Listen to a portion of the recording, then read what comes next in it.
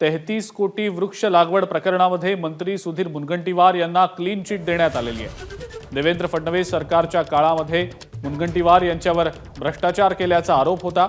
महाविकास आघाडी सरकारने आरोप करत समिती देखील नेमलेली होती। समितीच्या चौकशीमध्ये कोणत्याही प्रकारची अनियमितता किंवा गैरव्यवहार झालेला नसल्याचा अहवाल देण्यात आला।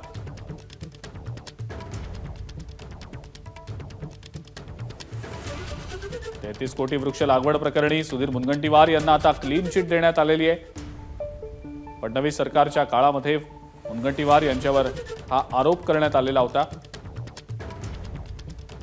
अधिक अपडेट या संदर्भातली आपण जाणून घेणार आहोत। सुशांत सावंत आपले प्रतिनिधी आपल्या सोबत आहेत सध्या।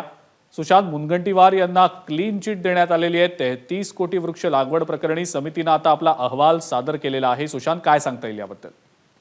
अजिंक्य, आपण जर बघितलं असेल तर देवेंद्र फडणवीस राज्यात सरकार असताना वनमंत्री होते सुधीर मुनगंटीवार आणि त्यांनी त्यावेळी 33 कोटी वृक्ष लागवडीचा एक प्रकल्प मोहीम हाती घेतली होती।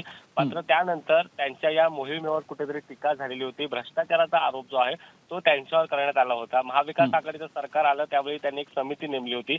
आता या समितीने जो आहे तो अहवाल दिला आणि समितीच्या चौकशीत कुठलीही अनियमितता किंवा गैरव्यवहार झाला नसल्याचं या अहवालात म्हटलंय। या अहवालात नेमकं काय म्हटलंय ते आपण सांगू। या प्रकरणात सखोल चौकशी केली असता कुठलीही अनियमितता किंवा गैरव्यवहार झालेला नाही।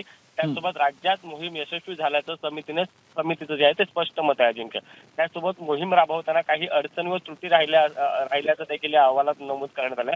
मात्र या त्रुटी व अडचणी दूर करण्यासाठी सुधारणा करण्याची शिफारस देखील या अहवालात करण्यात आलेली आहे। त्यासोबत लहान रोपट्यांऐवजी मोठी रोपटी लावण्याची देखील शिफारस करण्यात आली आहे। आणि या मोहिमेमुळे राज्यात 52 कोटी वृक्ष लागण्याची जमेची बाजू असल्याचं देखील या अहवालात म्हटलंय। त्यामुळे आपण जर बघितलं असेल तर विरोधकांनी एक आरोप केला होता, 33 कोटी वृक्ष लागवडीमध्ये मोठा भ्रष्टाचार झाल्याचा आरोप केला होता।